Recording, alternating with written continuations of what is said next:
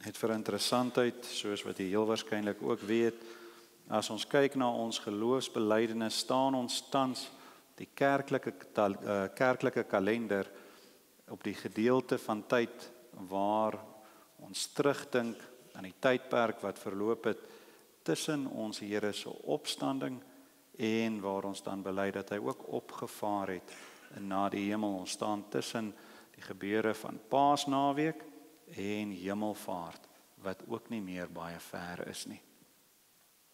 Nou ons gaan vanoggend saam lees uit Spreuke 31.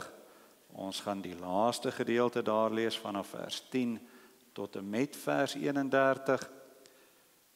En nie almal sal die gedeelte dadelik ook erken as die gedeelte oor die deugsame vrou. Nou ek wil nie hê jy moet wonder waaroor die snaakse woorde daar staan nie. Daardie gedeeltes by elke versie wat jy sien is die Hebreëse alfabet. En hulle het dit gebruik om die verse te nommer. So as jy daar sien Alef, Bet, Gimel, Dalet, dit is die Hebreëse alfabet. En omdat dit net die versies nommer, gaan ek dit nie saam lees nie. En dit is ook nie nodig nie, dit verander nie die betekenis van die gedeelte nie. Maar laat jy nie wonder waarom ons dit uitlaat of waarom dit daar staan nie. Maar voordat ons hierdie gedeelte saam lees, gaan ek vra dat ons eers almal saam sal stil word en die manne kan staan en dan nader ons hemelse Vader in gebed.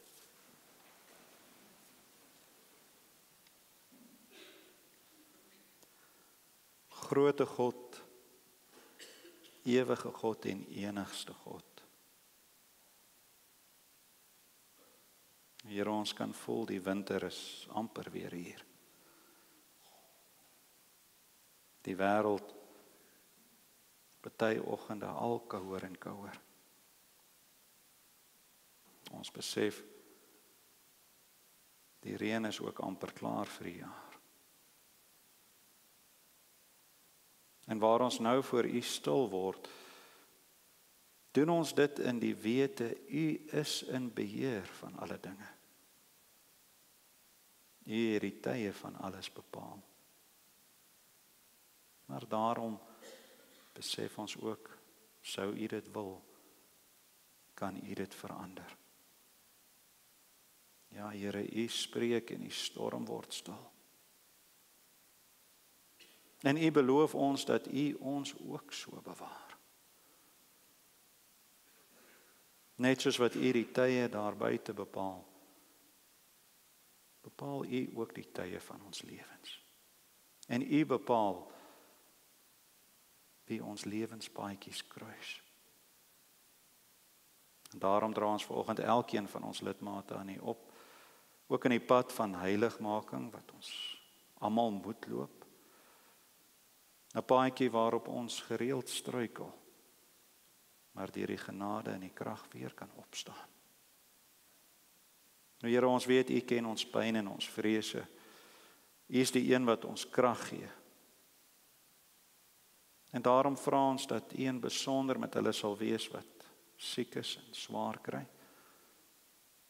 Sterk hulle ook in die wete dat U by hulle is.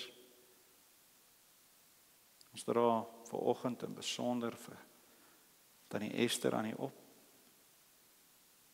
En ons wil ook vir U dankie sê dat hierdie chemo sover nie so erg was soos die vorige ronde nie.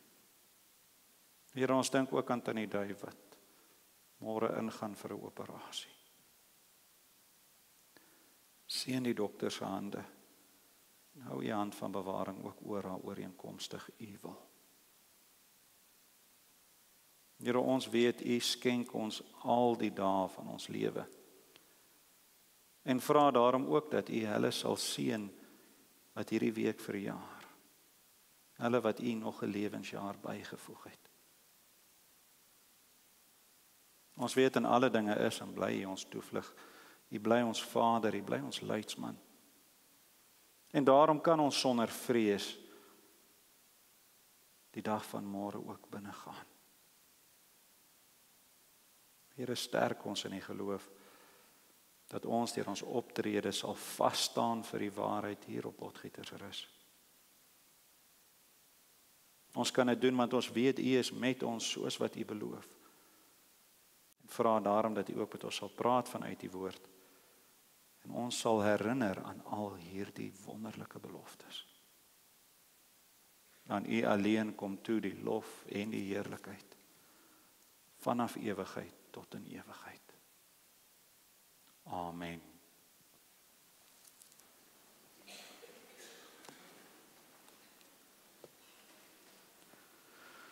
Spreuke 31 vanaf vers 10. Wie sal 'n deugdsame vrou vind? Want haar waarde is ver bo korale. Die hart van haar man vertrou op haar, en aan wins sal dit hom nie ontbreek nie. Sy doen aan hom goed en nie kwaad nie al die dae van haar lewe. Sy sorg vir wol en vlas, en sy werk met gewillige hande. Sy is soos die skepe van 'n handelaar, van ver af bring sy haar brood in.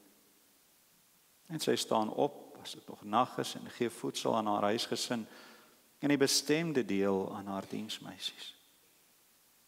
Sy dink na oor 'n stuk grond en koop dit, van die vrug van haar hande plant sy 'n wingerd. Sy omgord haar lende met krag en hou haar arm stewig. Sy voel dat haar wins goed is, in die nag gaan haar lamp nie dood nie. Sy steek haar hande uit na die spinstok en haar handpalms hou die spoel vas. Sy brei haar handpalm uit na die elendige en sy steek haar hande uit na die behoeftige. Sy is nie bevrees vir haar huisgesin vanweë die sneeu nie, want haar hele huisgesin dra skarlakenstof. Sy maak vir haarself dekens, haar tabbert is van fyn linne en purper. Haar man is bekend in die poorte as hy saam met die oudstes van die land sit. Sy maak hemde en verkoop dit, en gordels lewer sy aan die handelaars. Sterkte en eer is haar kleed, en sy lag oor die dag wat kom. Haar mond maak sy oop met wysheid, en vriendelike onderrigting is op haar tong. Opmerksaam gaan sy die werksaamhede van haar huis na, en die brood van luiheid eet sy nie. Haar seuns tree op en noem haar gelukkig, haar man ook, en hy prys haar. Baie dogters het hulle knap gedra, maar jy oortref hulle almal. Die bevalligheid is bedrog en die skoonheid is nietigheid. 'n Vrou wat die Here vrees, sy moet geprys word.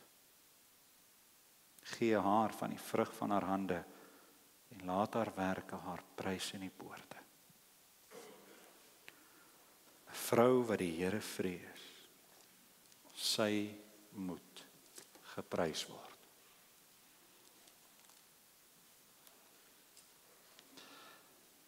Soos wat ons vir mekaar gesê het, is vandag Moedersdag. En die realiteit is dat elkeen van ons deur ons lewens op 'n stadium naby aan 'n vrou is of was. In die gevalle waar ons ouer geword het en nie meer 'n ma is of kan wees nie, is dit moontlik 'n eie vrou, of dalk 'n suster, of 'n dogter. Vrouens wat 'n groot impak op ons het, dalk in die verlede gehad het, maar selfs in hulle afwesigheid steeds invloed op ons uitoefen. Al is hulle nie noodwendig meer met ons nie. En daarom is dit tog 'n voorreg om 'n dag te hê waarop ons ook aan God kan dankie sê vir die vrouens wat hy beskik het om in ons lewens te plaas. Dink aan watter groot genade dit is om 'n ma te hê wat jou in die spore van jou Here gelei het. 'n Vrou wat jou die beginsels van ons God gewys het en jou daarin groot gemaak het. vrou wat jou tot by die voete van Christus gebring het. Nou dit is hartseer, dat dit nie die rede of die wyse is waarop die wêreld hierdie dag vier nie. Dis beslis in elk geval nie die geval in ons eie land nie. En ons kan dit sien aan ander dae wat ook gevier word. En buiten Moedersdag is daar spesifiek een ander dag in die jaar wat in ons land gevier word ter verering van die vroue in die samelewing.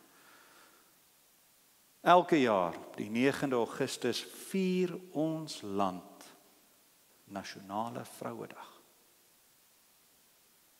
Dis 'n dag wat sedert 94 gevier word in herdenking van die vroue wat 'n optog gehou het en hulle politiese invloed en mag daardie dag tentoongestel het. Die waarde van die vrou in die samelewing word op grond daarvan op so 'n manier herdenk. Die vroue wat 'n slag geslaan het teen wat vandag beskou word as boos. Daar selfs 'n liedjie geskryf oor hierdie gebeure, bekend as Slaan 'n vrou en jy slaan 'n rots. Nou die probleem met die wêreldse siening en die handhawing van hierdie dae is dat die waarde van 'n vrou op grond van sekulêre, op grond van aardse motiveringe gevier word. Nou dit was nog altyd 'n kontroversiële saak deur die hele geskiedenis. Maar hier by ons sedert 94 sien ons hoe dat vroue op gelyke voet met mans in die politiek, maar ook in die sosiale en die ekonomiese sfere geforseer word. En dit alles in 'n reaksie op 'n bedeling waar gevoel word dat vrouens onderdruk was. Mans het meer geleenthede gehad, makliker werk gekry en hoër poste beklee. En daarom is daar selfs wetgewing daar gestel wat vroue eerste geleentheid gee vir enige pos wat sy sou wou beklee. Ek gaan nou regtig nie baie diep ingaan in al die BBEE bepalings nie.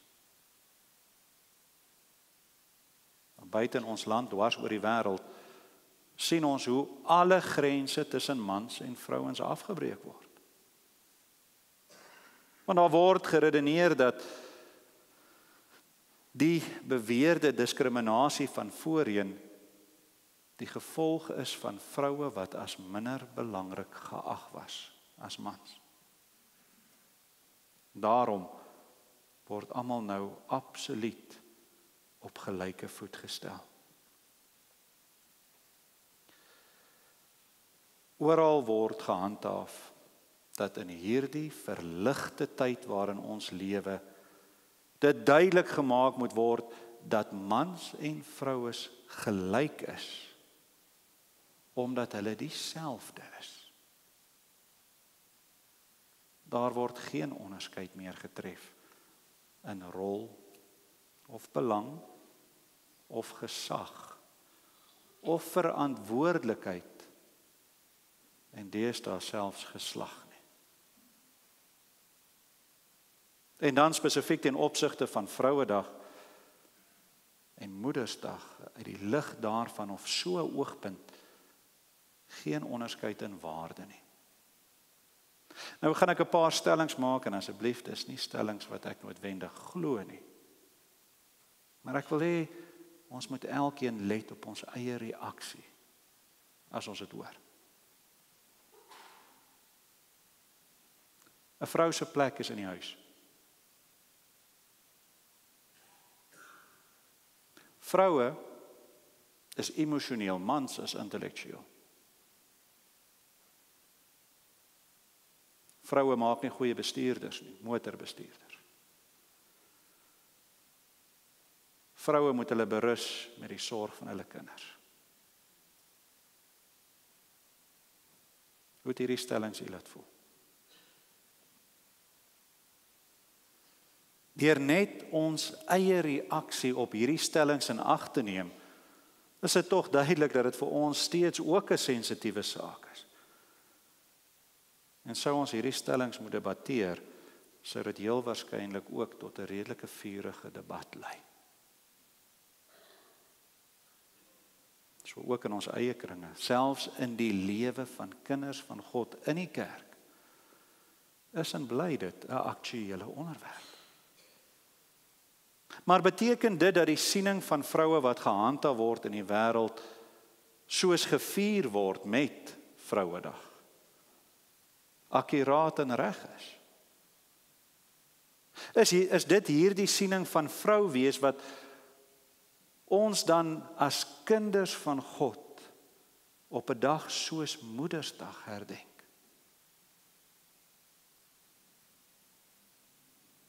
Dit is natuurlik 'n saak wat na in ons harte lê. Maar kan ons vereenselwig met die wêreldse siening van geen onderskeid? Geen onderskeid tussen man en vrou wees nie. Lê die waarde van 'n vrou waarlik in haar ooreenkomstigheid met die man, soos wat die wêreld dit vir ons probeer uitbeeld? Nou dit kan ons bepaal deur te meet, of dit wat die wêreld sê te meet, aan die beeld van 'n deegsame, 'n edele vrou, soos wat dit vir ons beskryf word in Spreuke 31. En ons skrifgedeelte begin deur te wys op die waarde van 'n vrou. 'n Deegsame vrou is meer werd as korale. Sy beteken meer as edelstene, as diamante en rubyne. Met ander woorde, haar waarde is baie meer as aardse skatte. Sy self is 'n onmeetbare skat. Maar hoe lyk so 'n skat? Ons gedeelte gaan verder en bespreek dan vir ons al die karakterseienskappe van 'n deegsame vrou. Eerstens sien ons, sy is rein. Vers 10 lees ons dat sy haar hele hart aan haar man gee en sy geniet sy volle vertroue. Sy is 'n vrou met hoë morele standaarde.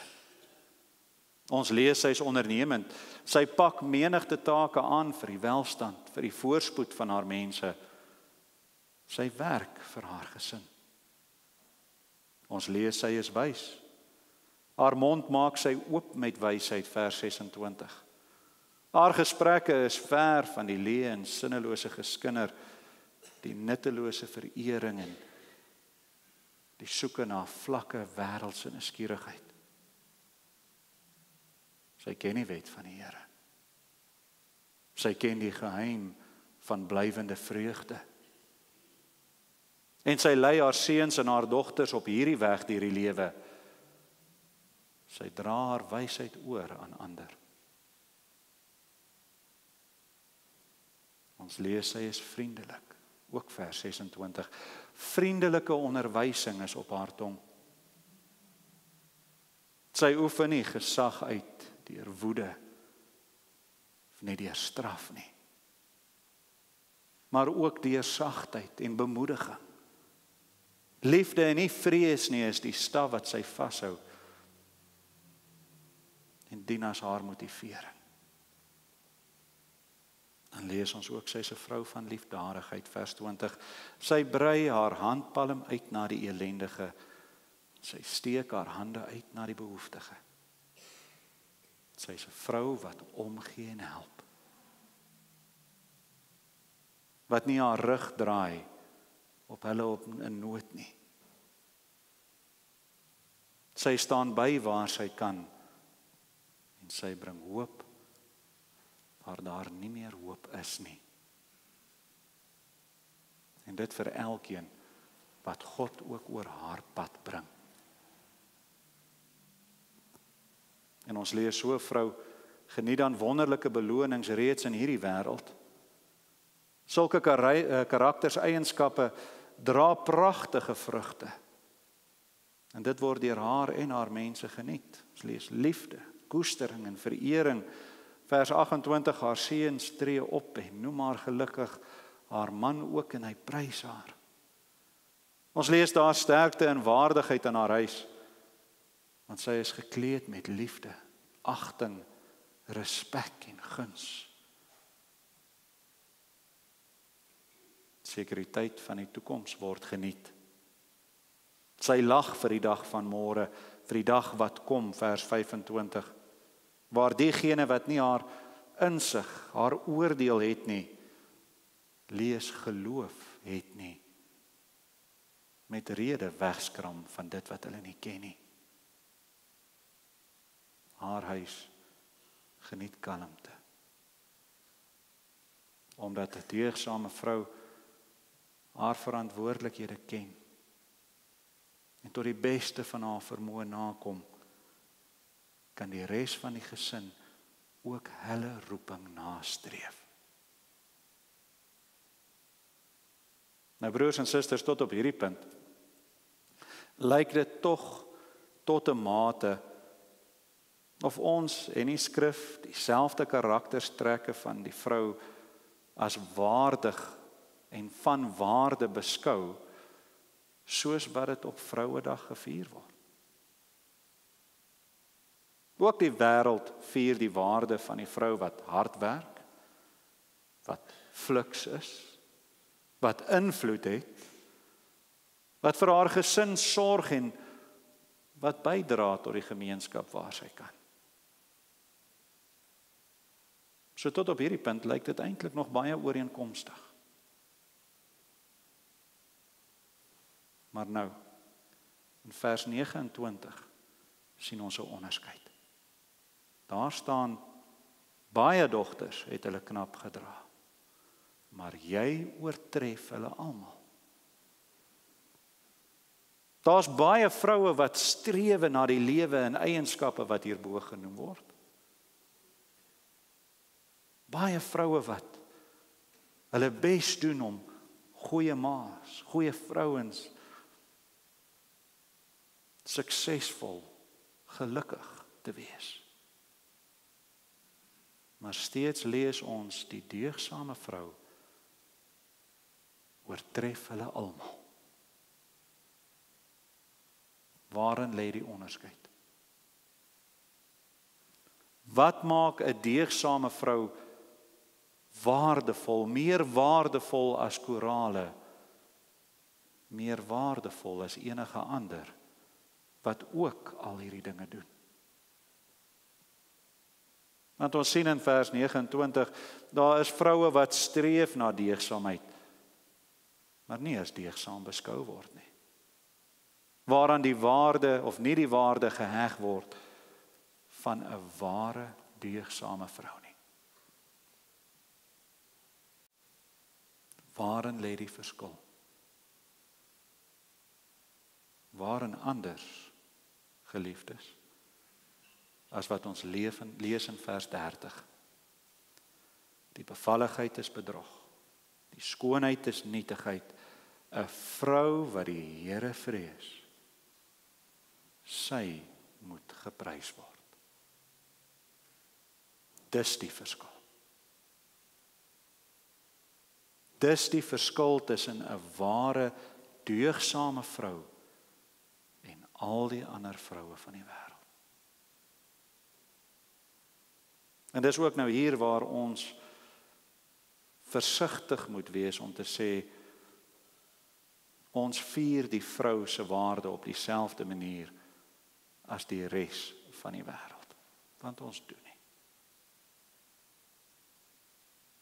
Ons vier ook nie hierdie dag in dieselfde lig as wat hulle doen, om die vrouens in ons lewe te vier nie. Ons het waardering vir hulle. Maar ons dankbaarheid is aan ons Here wat hierdie gelowige vroue in ons lewe gebring het. En daarin sien ons dat die wêreldse betekenis van die waarde van die vrou lyk baie anders as ons betekenis. Die wêreld vier die vrou vir wat sy doen, nie vir wie sy is nie. Die wêreld vier die vrou vir die mag wat sy hulle kan gee. Nie die krag wat God aan haar deur sy gees gegee het nie. Die wêreld vier die vrou vir haar verhoudinge na buite, dink nie eers na haar verhouding na binne met ons Here Jesus Christus nie. Die wêreld vier die vrou vir dit wat sy hulle kan bied en nie vir dit wat sy waarlik beteken nie. Ek wonder, ken jy die storie van die klei diamante? 'n Man het eendag sy verjaardag gevier en hierdie man het 'n baie ryk vriend gehad. So hy het daarom 'n punt daarvan gemaak om hierdie vriend eerste te nooi na sy verjaardagpartytjie toe. Want hy het uitgesien na die groot geskenk wat hierdie ryk vriend vir hom sou bring. Toe die vriend opdaag, al wat hy by hom gehad het, 'n groot kleipot. Uit ordentlikheid het die man natuurlik dankie gesê vir die geskenk. Maar in waarheid was hy teleurgesteld oor die eenvoudige, die alledaagse kleipot wat sy vriend vir hom gebring het. Na afloop van sy verjaardagviering het hy ook vir sy diensknegte gesê, met die kleipot maar daar in die spens gaan bære by al die ander potte. En net wanneer hierdie vriend weer vir hom kom kuier, moes hulle dit dan uitstal en tentoonstel. En dis dan ook hoe dit gegaan het. Elke keer wat die vriend kom kuier het, is die pot uitgehaal. En dan die man opgemerk dat die vriend van hom so 'n skelm glimlaggie kry, maar niks sê nie. So het die tyd verloop, so het die kuiers verbygegaan, en so is die man ook oorlede. Sy kinders het bymekaar gekom, en was besig om al sy sake in orde te kry, 'n plan te maak met al sy besittings. En die gewoel en die gewerskaf, soos dit ook maar gaan, stamp een van die kinders per ongeluk die kleipot om. Die pot wat die ryk vriend vir hom gebring het. Die pot val en breek, maar potskerwe was nie al wat oor die vloer gespat het nie. Die pot was vol diamante en ander skatte.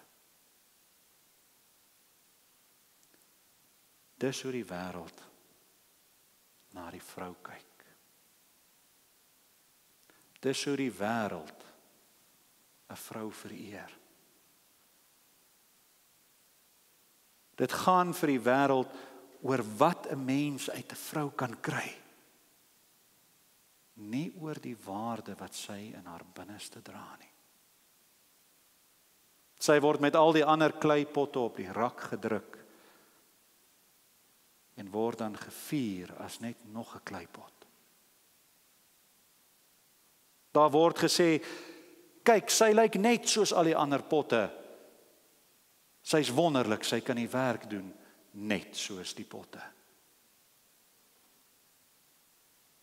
Nooit word sy waarlik ondersoek om haar volle waarde te besef nie. Oor haar innerlike skat, die hart wat God sy dogters gee, daaroor gee die wêreld nie om nie. Hierdie gedeelte in Spreuke 31 neem ons terug na die Ou Testamentiese wêreld, waar die siening wat ook soms vandag nog gehandhaaf word, dat die vrou by die huis moet hoort, daar moet bly. Dit is die totaliteit van haar verantwoordelikheid, heeltemal vir ons verkeerd bewys word.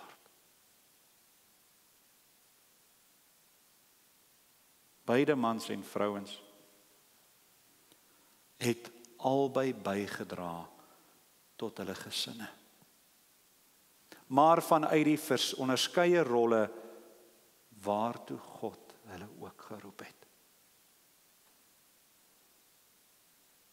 Meer as dit, hierdie gedeelte wys vir ons hoe die volle potensiaal, die volle waarde van 'n deegsame vrou as 'n persoon, maar ook as 'n dogter van God lyk. Om so 'n vrou te gaan soek in die tyd wat Spreuke geskryf is uit die aard van die saak nie meer moontlik nie. En of Salomo hierdie spesifieke stukkie wysheid self geskryf het en of hy ook dit net later ingevoeg het by al die ander wysheidspreuke, daaroor is ook nie absolute duidelikheid nie. Maar as 'n man met ondervinding van 'n enorme harem, glo ek, het hy tog besef, so 'n deegsame vrou word nie gevind in die harems van die wêreld nie.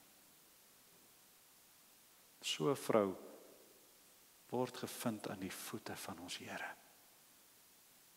Word gevind in die spore van Christus.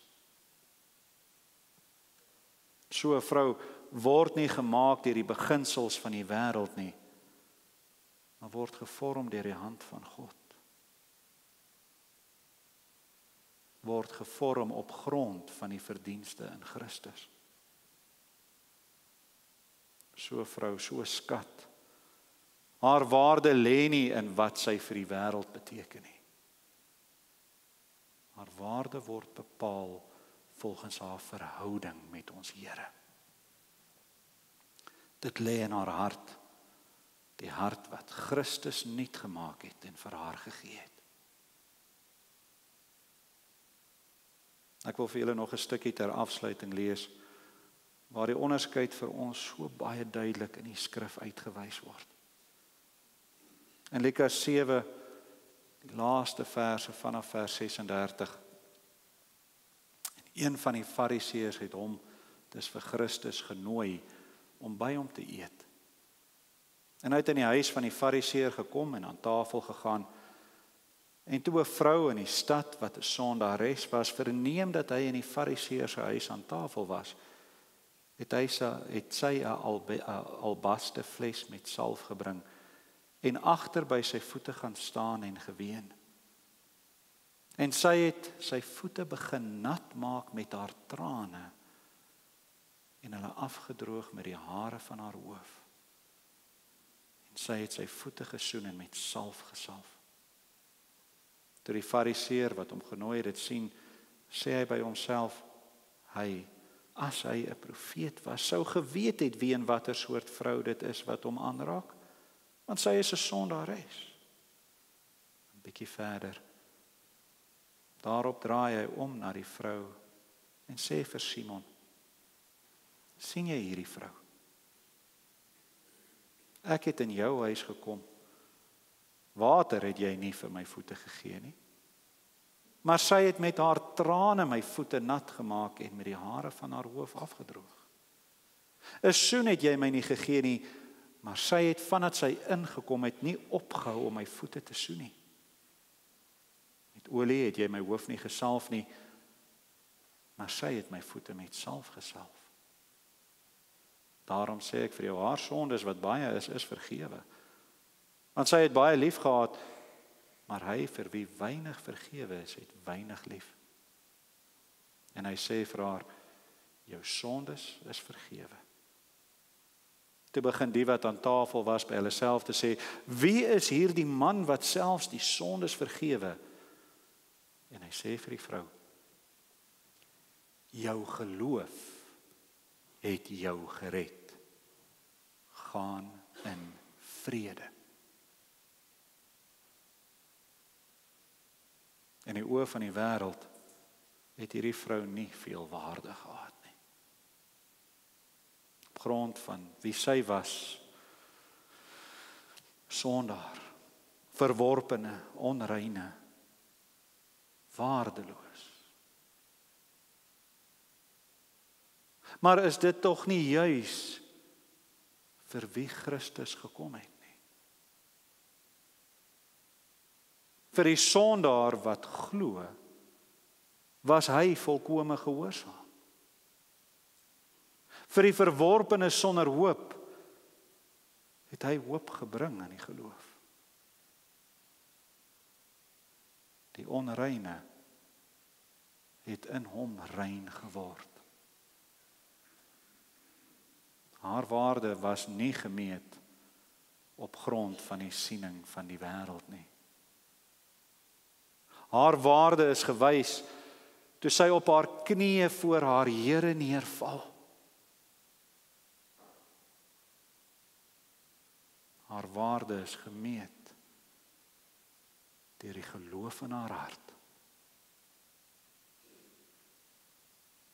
Vandag vind ons die deegsame vroue hier rondom ons. Ons hoef nie te gaan soek in die Ou Testament nie. Ons sit hier met wonderlike skatte in ons midde. Dit is wat ons as kinders van God vier op 'n dag soos vandag. Dit is wat ons herdenk as ons na die vrou kyk. Maar nie net sekere dae van die jaar nie, elke oomblik van elke dag van ons lewens. En dis ons taak as kinders van God om ook die vrouens of ander vrouens in ons lewens te bekragtig, by te staan om hulle volle potensiaal te kan bereik as dogters van ons Here. Dis ons taak om te bemoedig, te beskerm en hulle aan die voete van ons hemelse Vader te hou. Dat ons nie na die vrou kyk soos die wêreld en leë kleipotte sien nie, maar die skat wat Christus hulle gemaak het. Die skat wat hy ook aan ons toevertrou het. En al die dames, die gelowige ma's, susters, dogters, moenie dat die wêreld julle vasvang in 'n kleipot model nie. Moenie dat die wêreld vir julle sê wat julle is of waaraan julle waarde gemeet word nie.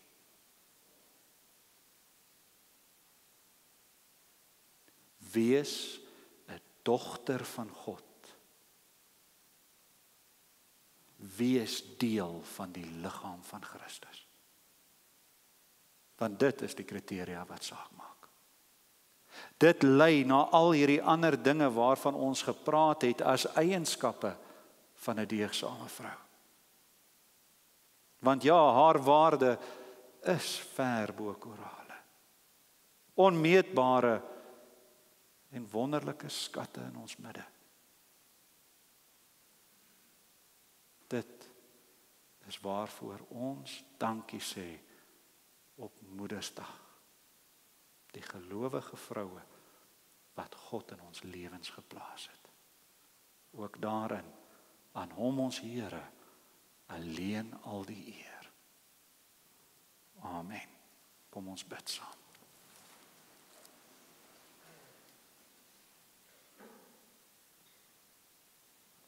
Almagtige God en hemelse Vader, die hoogste doel waartoe U ons geskaap het, is om U te verheerlik.